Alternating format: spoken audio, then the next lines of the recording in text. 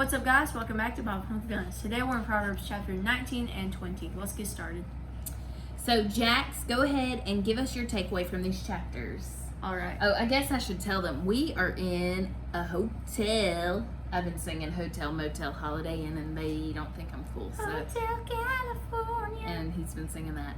Yeah. We are in Nashville for the Southern Baptist Convention, and so we're gonna take y'all along with us. We decided we're gonna film to vlog we're this going week. to the Creation Museum and Yes. So usually we kind of make a vacay out of it.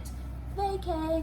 And so Backwards. I know, but they can read. They're smart enough. Yeah. And so these first 3 days we're in Nashville hanging out, eating all the good food, visiting the cool places.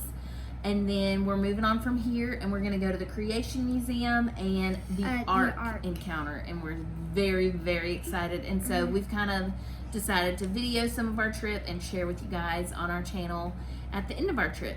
But anyway, let's talk about Proverbs 19 and 20. Jax, what'd you get from this today?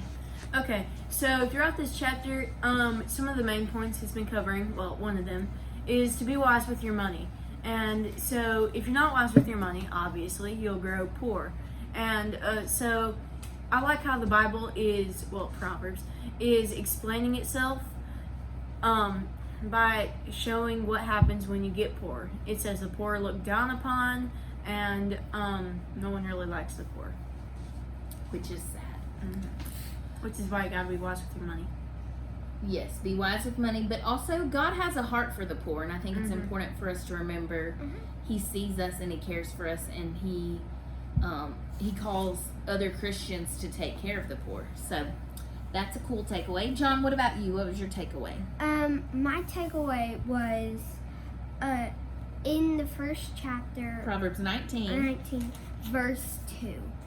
And it was really the second part of it, because it says, enthusiasm without knowledge is good. But what really made me notice it is this part.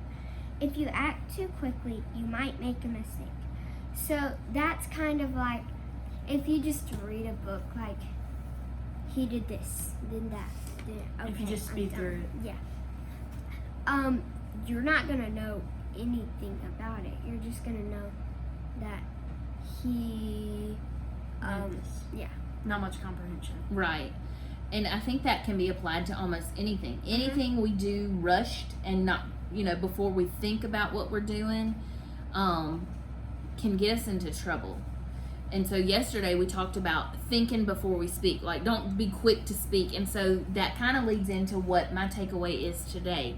Yesterday, my takeaway was about the Proverbs that deal with our mouth and what we say. And so we read a verse, which is James 1:19, that tells us to be quick to listen, slow to speak, and slow to anger. So yesterday we focused on some Proverbs that dealt with being quick to listen and slow to speak.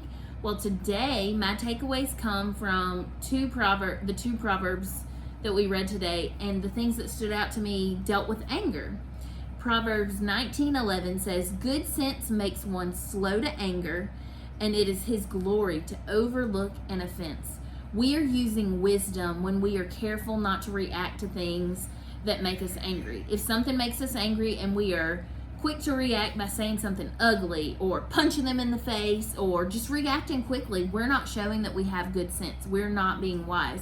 What if we made a mistake? What if we misheard? What if the thing that made us angry... That would be awkward. Yeah. What if the thing that made us angry was not even toward us? And so we need to be slower to get angry. Proverbs 20:22 says, I will repay evil. Wait for the Lord. He will deliver you. So this reminds us that when we are angry at others or other people, when they treat us wrong, we are not supposed to get them back or even seek revenge. This proverb tells us that it's God's job to take care of those people, what they did wrong, and He will take care of us in that way. Our job is to wait on Him. And there are other scriptures throughout the Bible that remind us that revenge is the Lord. Vengeance is God's. It is not our place as His follower to get people back. He is the judge, and He's going to take care of all the things. What we read in Ezekiel. Yes. Which can be very difficult to live out. And so we have a challenge like every other day.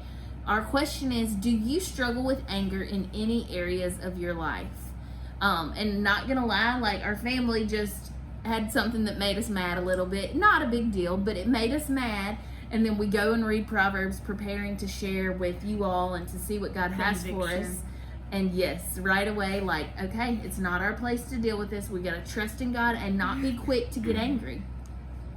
So our questions: do you struggle with anger in any areas of your life? Do you want to react quickly when someone makes you mad? Do you want to get revenge with them?